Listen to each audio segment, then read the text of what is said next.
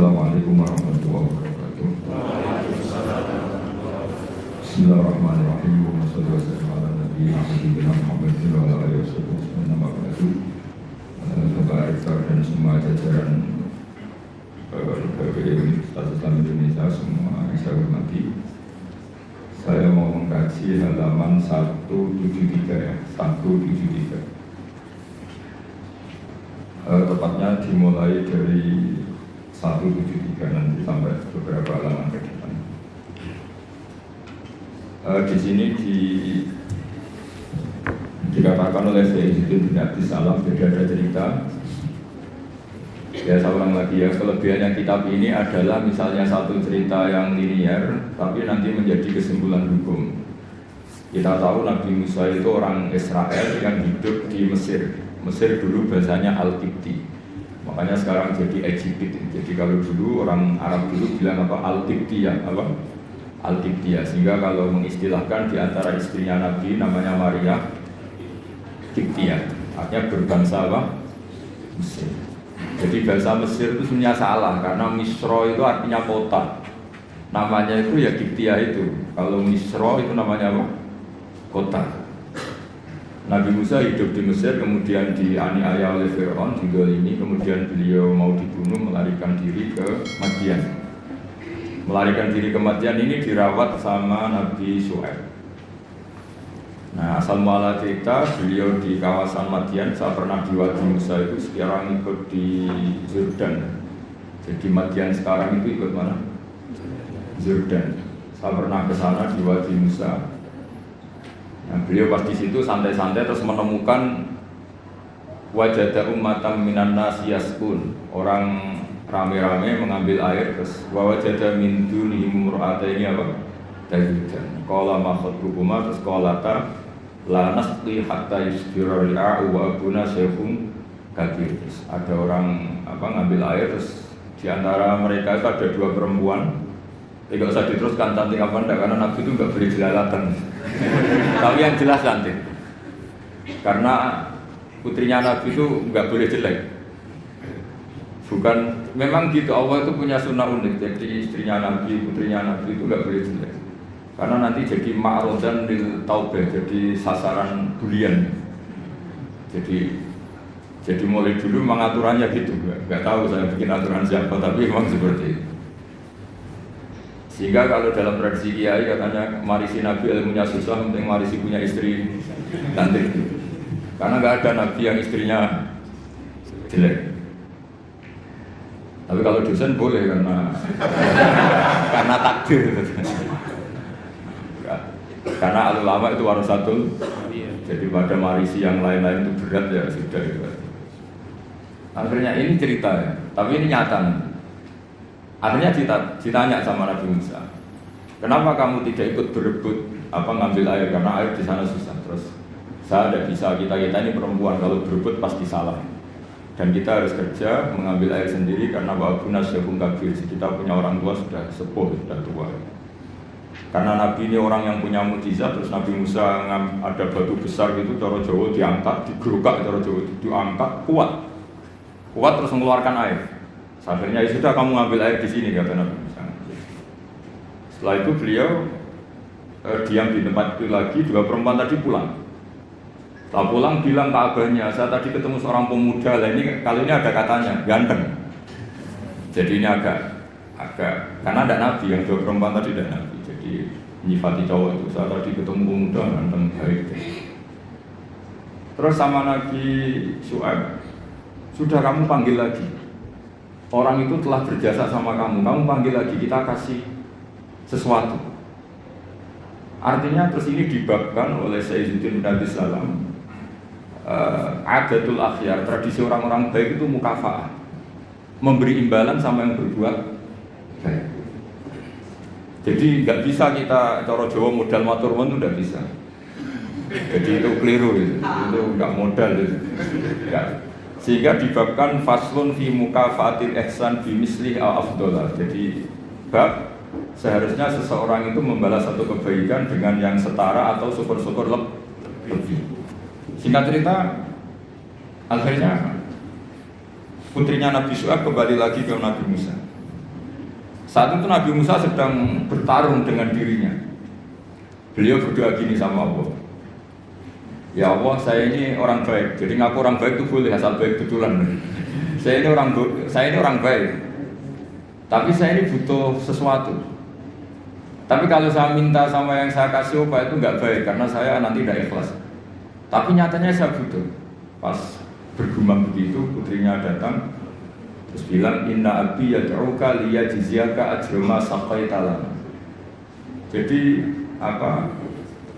Lebih vulgar. Jadi ini tradisi Nabi sama Anda itu beda. Saya ulang lagi ini sambil latihan bahasa Arab sama latihan filsafatnya orang-orang baik.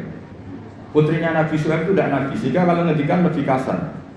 Bapak saya mengundang kamu supaya memberi upah atas apa yang pernah kamu lakukan. Jadi ada kalimat ajroma saqaita lana. Pakai kata ajrun, ujur, upah. Padahal Nabi Syuaib tidak mengajarkan seperti itu. Setelah diceritain putrinya, tolong orang itu panggil. Saya ingin mukafaah, saya ingin membalas jasa. Tapi oleh putrinya itu dibahasakan apa? Upah, jadi lebih kasar. Terus singkat cerita Nabi Musa ikut pulang karena beliau nggak tahu jalannya, beliau di belakang. Kata cerita itu entah kena angin entah apa, yang jelas nggak pakai celana, mungkin pakai maxi atau pakai rok gitu. Agak terbuka sedikit karena Nabi itu ya Nabi betul memang. Sudah, Mbak kamu jalan di belakang, nanti jalannya kamu yang mandu. Kalau saya di belakang kamu nanti tahu macam-macam. Akhirnya Nabi Musa di depan, yang putrinya Nabi Syuaib di belakang. Terus kalau kanan kirinya dipandu, ayo kiri kanan gitu, soalnya gitu. Singkat cerita sampai di rumah sudah dihidangkan makanan yang lezat, yang mewah. Terus kata Nabi Musa, kita ini inna ahla baitin, kita ini dari keluarga terhormat yang nggak terlintas dapat balasan atas semua kebaikan yang kita lakukan. Jadi mukadimahnya sudah keren. Kita ini satu keluarga punya tradisi kalau melakukan kebaikan itu nggak ingin dapat apa? Balasan. Kata Nabi Syuaib, kita dari satu keluarga yang kalau ada orang berbuat baik itu rahmatur wontok tapi menjamu. Pokoknya adu tradisi besar yang luhur tentu. Terus Nabi Musa dipaksa harus mau ikut apa? Makan jamuan. Yang mulai usir putrinya Nabi Syuaib tadi. Kata Nabi putrinya Nabi Syuaib muji-muji bahwa pemuda ini qawiyun amin, orang yang kuat karena bisa ngangkat batu besar, aminun terpercaya karena harusnya bisa melihat entah apal, entah tumit, entah apa. Itu sudah satu kemewahan. Kalau di Arab melihat itu tuh kemewahan. Kalau di Indonesia kan enggak. Karena banyak pakai celana pendek. Jadi itu kalau di Arab. Sampai orang Arab itu kalau melihat resepsi itu senang. Padahal orangnya cadaran tuh kadang hanya melihat tumit. Itu sudah mewahnya, bukan main. Di sini alhamdulillah tidak mewah. Karena yang lebih ekstrim banyak. Akhirnya disifati amin. Terus ditanya sama bapaknya, kenapa kamu mensifati Musa itu qawi karena bisa ngangkat batu? Kenapa kamu sifati amin? Tadi dia di belakang kita karena melihat sesuatu. Tadi tumit, tadi hanya tumit. Terus minta kita di belakang. Karena Nabi Syuaib tahu arahnya putrinya itu senang, terus masyhur itu. Terus Nabi Syuaib menghentikan inni uridu an unkihaka iftabnatayya hataini ala an ta'jurani samanya hijat. Saya ingin menikahkan kamu dengan salah satu putri saya. Tapi syaratnya kamu harus mengkhidmati saya bekerja di sini minimal 8 tahun. Karena Nabi Syuaib itu pedagang, jadi kalau gratisan nggak mau. Jadi Nabi Syuaib itu ya unik. Beliau Nabi yang besar karena dagang. Makanya masyhur setiap Nabi Syuaib yang diperingatkan ke kaumnya apa? Auful mikyala wal mizana wala tabkhasun nasa asya'u. Jadi ini bagian dari ulumul Quran. Jadi Nabi itu kelihatan polanya. Kalau beliau ngendikan perdagangan berarti beliau ditakdir profesinya itu dagang. Sehingga Nabi Syuaib itu setiap diceritakan Quran pasti yang diceritakan itu ngendikan beliau apa? Auful mikyala wal mizana wala tabkhasun nasa asya'u. Akhirnya terus di situ jadi ketentuan fikih bahwa maharnya perempuan itu tidak harus berupa materi tapi boleh profesi. Jadi Nabi Musa itu tidak punya uang karena dia posisi orang pelarian ya dari Fir'aun. Tapi beliau sanggup jadi karyawannya Nabi Syuaib berapa? 8 tahun. Imbalan dapat putrinya. Terus kata Nabi Syuaib, Fa'in asmamta asron famin indik. Tapi kalau kamu menjadikan itu 10 tahun maka ya nggak apa-apa. Ada kalimat lain, wa ma uridu an asyqa alaik, tapi saya tidak ingin memperberat kamu. Singkat cerita Nabi Musa akhirnya mau. Terus kemudian beliau menyempurnakan sampai 10 tahun. Terus oleh Nabi Syuaib itu dikasih tongkat. Jadi tongkatnya Nabi Musa yang sakti itu tidak dari bapaknya tapi dari mertuanya. Makanya terus sekarang banyak mantu yang ngincer warisan mertua itu. Itu ya agak ada sejarahnya. Jadi kadang-kadang mantu itu sopan itu harus dicurigai. Kan biasanya orang-orang sukses itu anaknya di Jakarta di mana-mana ada satu mantu di rumah. Itu kadang modal balsem dapat warisan. Jadi kalau mertuanya sakit itu dikasih balsem, salon pas, kelihatan peduli sudah akhirnya dapat warisan rumah hidup. Itu tidak tahu itu haram apa enggak, kayaknya haram itu karena trik itu kategorinya itu. Karena dalam faraid itu mantu enggak termasuk ahli waris. Ngomong nggak ganggu, kalau dalam faraid mantu itu orang nggak ganggu. Tapi ada sejarahnya mantu dapat apa? Tongkat sakti. Tapi intinya yang jasa besar Sayyidina bin Abi Salam adalah satu tarikh, satu manaqib itu menjadi hukum fikih. Itu kelebihan Sayyidina bin Abi Salam. Sehingga beliau itu semua cerita yang kelihatannya biasa saja, beliau tahu kalau itu menjadi ahkam fikih. Dan di sini betul yang dikatakan ulama di Quran ada 1000 hukum, 1000 cerita, 1000 pelajaran, 1000. Itu sebagian besar itu bukan langsung bahasa hukum kayak di kanon-kanon ilmiah itu enggak ya, memang bahasanya cerita biasa. Tapi di situ akan menjadi satu pelajaran betapa pentingnya seseorang peduli sama perempuan. Buktinya Nabi Musa tadi langsung peduli sama perempuan. Betapa pentingnya satu peradaban. Kalau lelaki jalan sama perempuan, sebaiknya perempuan yang di belakang, lelakinya yang di depan. Padahal di kondisi yang seharusnya perempuan di depan, karena ini yang tahu jalan. Terus betapa pentingnya mukafa'ah, kalau ada kebaikan harus dibalas dengan kebaikan, tidak gratisan. Terus betapa pentingnya tradisi besar. Kata Nabi Musa, kita ini dari keluarga yang punya tradisi. Kalau berbuat baik itu tidak minta imbalan, juga ada ini dapat imbalan. Nabi Syuaib membalas kita juga dari keluarga besar yang tidak ingin ada orang berbuat baik kemudian tidak dibalas. Itu kan luar biasa.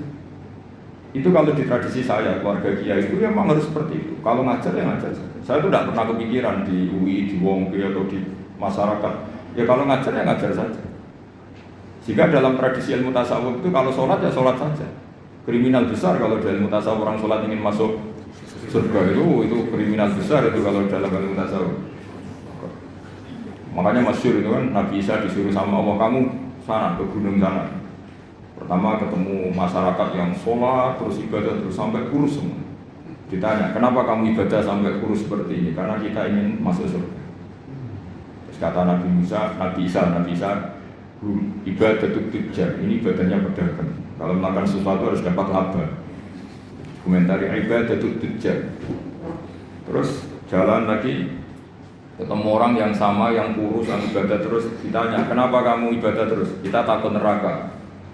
Kata Nabi Isa, ibadatul ubad, ini ibadahnya para budak. Jadi melakukan pekerjaan karena ketakutan. Jamu majikan, jamu rektor, jamu pimpinan itu namanya ubad, itu budak.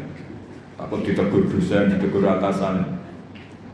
Terus kelompok ketiga, itu orangnya happy. Cara Jawa itu badannya klemis, klemis itu nyaman. Air mukanya ya nyaman, fisiknya ya nyaman, terus ibadah ya nyaman. Ditanya, kenapa kamu nyembah sama Allah? Karena rindu, karena senang. Nabi Isa ikut gabungnya gitu. Ibadatul muhibbin, ibadahnya orang yang mencintai Allah. Karena sebetulnya Allah itu yang tersinggung. Masyhur itu dalam riwayat hadis qudsi Allah ngendikan gini. Ada orang soleh ibadah terus. Kenapa kamu nyembah saya? Ya karena saya ingin masuk surgamu ya Allah. Yang satu ditanya, kenapa kamu nyembah saya? Saya takut nerakamu ya Allah. Terus kata Allah, laulam akhluk jannatan wala naran alam akun ahlan an uto'a. Itu masyhur. Sama harus hafal hadis itu supaya nanti ikhlas. Ya dihafalin aja, gampang hafalannya. Laulam akhluk, andaikan saya tidak menciptakan, akhluk itu mutakalim, jannatan, saya tidak menciptakan surga, wala naran, dan tidak menciptakan neraka. Alam akun ahlan anu to'ah. Apa terus aku iku ora pantes mbok sembah? Gue tetap pantes Gusti. Nah itu makanya saya itu kalau ngaji di mana-mana tuh bikin analogi. Saya ini kan orang yang sering bikin analogi tentang ilmu-ilmu hakikat. Misalnya gini, sampai tak tanya, ini mic ini warnanya apa? Sampai jawab apa? Hitam kan? Minta bayaran apa enggak? Enggak kan? 1 tambah 1 itu berapa? 2. Kita biasa ikhlas mengatakan 1 tambah 1 2. Tidak bilang gini, kalau dikasih 1 juta tak jawab 2, kalau enggak tak jawab 4. Enggak begitu kan? Artinya kita sering ikhlas mengatakan 1 ditambah 1 2. Itu ikhlas sekali, enggak ada yang bayar yang jawab 2. Tapi kenapa saat Anda mengatakan Allah Tuhan juga itu hakikat? Nunggu digajar surga. Itu kan kacau sekali di dalam. Kita sering ikhlas mengatakan kebenaran. Misalnya 1 tambah 1 2. Ini meja warnanya hitam. Ikhlas gak kamu? Ikhlas. Tapi saat Anda mengatakan Allah itu Tuhan, minta surga. Ya tapi maklum kamu tidak usah ke sana, nanti gak jadi dosen, jadi wali, nanti repot. Nah ini cerita aja, cerita bahwa dosen juga bisa jadi wali gitu. Tapi nanti kalau latihan ya itu tadi, gak usah gaji, gak usah penghormatan, gak usah macam-macam. Bisa masalah kan, masalah di rumah maksudnya, gak masalah di kamar. Tapi itu memang latihan, ilmu itu harus dilatih. Sehingga kita ini sama Allah malu. Malunya adalah saat kita mengatakan 1 tambah 1 2 tidak karena upah, hanya karena ingin kita ngomong hakikat. Hakikatnya memang 1 tambah 1 2. Nah Allah itu hakikatnya Tuhan. Di mana-mana Tuhan itu ya layak disembah. Makanya kata Allah, andai kan saya tidak menciptakan surga atau neraka, apa lalu kamu tidak nyembah saya? Bisa saja orang ini jawab, ya enggak lah Gusti, rugi ngapain dengan masalah gitu. Makanya sebenarnya Allah itu tersinggung sama orang-orang yang nyembah karena surga atau karena. Tapi karena Allah itu zat yang baik, meskipun tersinggung itu ya baik-baik saja. Ini bedanya Allah sama makhluk. Artinya Allah itu zat yang sangat rahman, sangat ghafur. Meskipun tersinggung itu ya nggak apa-apa, tetap mengapresiasi ibadahnya orang-orang, kemudian diberi pahala apa? Maka dalam cerita-cerita sufi itu masyhur itu. Suatu saat Robi Adawiyah itu bawa api, bawa oncor. Kalau dulu itu oncor. Ngerti nggak apa? Obor itu. Yang satu bawa air 1 gelas. Ditanya, kamu mau kemana? Mau membakar surga dan memadamkan neraka. Terus kenapa? Ya? Doanya Robiah yang paling masyhur gitu. Ya Allah, jika saya menyembah Engkau karena ingin masuk surga, haramkan saya selamanya tidak akan masuk.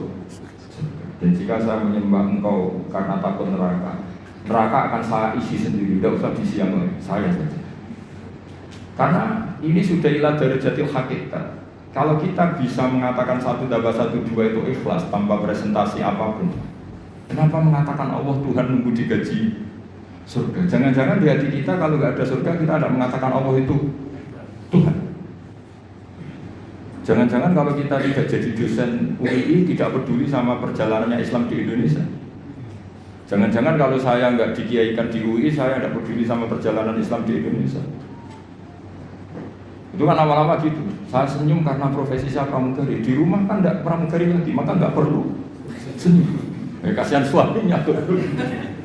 Maka bahaya sekali kalau seperti itu. Dosen di kampus pengajar, di rumah tidak pengajar tapi penghajar. Itu nggak boleh seperti itu. Kalau dosen di kampus harus dosen di rumah. Kalau senyum di pesawat harus senyum di rumah karena senyum itu kebaikan. Kalau di pesawat baik ya di rumah baik. Ngajar itu kebaikan. Kalau di kampus baik ya di rumah.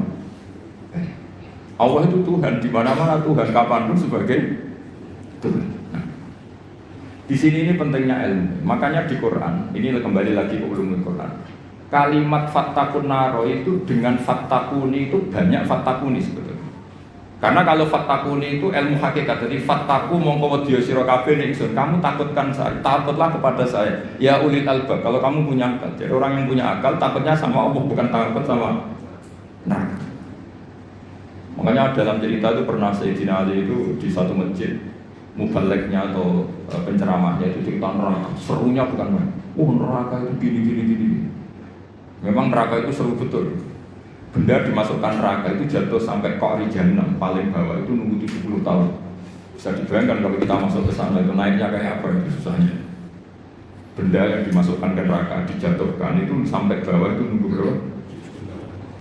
Bisa kamu bayangkan kedalamannya neraka itu menghabiskan meteran berapa? Benda dijatuhkan ke neraka itu sampai bawah nunggu berapa? Wah, enggak apa-apa. Oh, semua cerita neraka sehingga hadirin itu nangis semua. Sayyidina Ali pas liwat terus si penceramahnya dipanggil. Kamu membuat mereka takut oleh neraka sampai seperti itu. Apa kamu bisa sukses membuat mereka takut kepada Allah sampai seperti itu? Dites, nggak bisa balik. Terus masyhur itu Sayyidina Ali ngendikan, "Atajizu an wasfi makhluqin mislah." Masa ngadepin neraka saja sesusah itu? Apapun topnya neraka itu makhluk, sesuatu yang diciptakan Allah. Harusnya kamu lebih takut sama Allah. Sehingga semenjak itu dirubah cara ceramahnya dirubah. Jadi tidak, karena tadi itu yang diikuti ulama-ulama tasawuf. Jadi ulama tasawuf itu orang yang mengembalikan pada akal waras. Ya kayak tadi, saya mengatakan ini hitam itu hanya karena apa? Ya memang warnanya hitam. Supaya saya jadi orang waras, kalau hitam ya tak bilangkan hitam, tak katakan hitam. Sama, Allah itu Tuhan. Kapan saja Tuhan, dia sebagai Tuhan. Andai kan tidak menciptakan surga atau neraka, dia tetap sebagai Tuhan. Jadi kesetatusan Tuhan Allah itu tidak nunggu bikin neraka atau kita ini adalah orang yang sudah peduli sama pendidikan. Diangkat dosen apa enggak, kita tetap ngajar di mana saja, kapan. Senyum adalah kebaikan. Bahwa kamu sedang jadi pegawai bank maupun enggak, ya tetap semuanya harus gitu. Peduli sama yatim piatu ya sudah satu kebaikan. Kita pengurus yayasan apa enggak, ya tetap peduli sama yatim. Nah itu ilmu hakikat. Sesuatu itu dikembalikan pada proporsi. Itu termasuk yang diajarkan Sayyidina Bid'ah Salam. Sehingga kita kalau maknani fattakun naro sama fattakuni wattaquwah, kualitasnya itu tentu tinggi fattaquwah atau fattakuni ya Allah. Karena Allah itu zat yang harus kita sembah, kita puja-puja, kita takuti ya sebagai Tuhan, sebagai Allah. Bukan nunggu karena Allah bikin surga atau neraka. Itu dalam ilmu tasawuf. Tentu kita mungkin kelasnya tidak sampai seperti itu. Dan tidak perlu seperti itu nanti. Sehingga terus ibadah yang ingin masuk surga itu disebut ibadah tujar. Apa? Ibadahnya para apa? Pedagang. Jadi harus ada untungnya. Jadi Allah berjadi mitra dagang. Itu sopan nggak kira-kira? Ya Allah tak sembah loh, tapi ada syaratnya. Apa? Ya saya harus masukkan ke surga. Kata Allah kalau nyembahnya tidak benar tak kurangi. Ternyata poin kamu tak. Berarti kan jadi panjang, apa? Makanya masyhur itu ada guyonan, ini guyonan sufi tapi nyata. Ada orang nggak pernah maksiat, nggak pernah apa-apa ya. Terus nggak pernah maksiat, masuk surga. Ditanya, kenapa kamu masuk surga? Karena saya tidak pernah maksiat terus ditolak terus. Ya oke, kamu di surga. Umur kamu berapa? 80 tahun. Oke, kamu di surga 80 tahun. Protes orangnya, ya Allah, ibadah saya katanya surga itu selamanya. Kenapa 80 tahun? Kan kata kamu masuk surganya karena amal kamu kan, kamu amalnya hanya 80 tahun, ya surganya 80 tahun. Yang abadi itu fadl saya, anugerah saya. Akhirnya ya sudah Gusti saya masuk surga karena fadl kamu, karena tidak jadi sudah karena kamu. Artinya kalau kamu nyembah Allah karena ingin masuk surga, kemudian ibadah kamu konversi jadi surga, itu berdurasi. Ya harusnya sholat seperti itu pahalanya hanya sekian, sudah sekian saja. Makanya orang-orang tasawuf itu takut kalau ibadahnya seperti itu. Makanya orang tasawuf itu ikutnya ya walladzina amanu asyaddu hubbal lillah. Orang-orang yang mukmin itu harus sangat mencintai Allah. Ya ibarat gini tuh. Bapak-bapak yang enggak punya wanita lain atau enggak goda wanita lain itu ada yang karena takut, ada yang karena cinta. Keren mana? Kalau karena takut sekali enggak konangan itu ya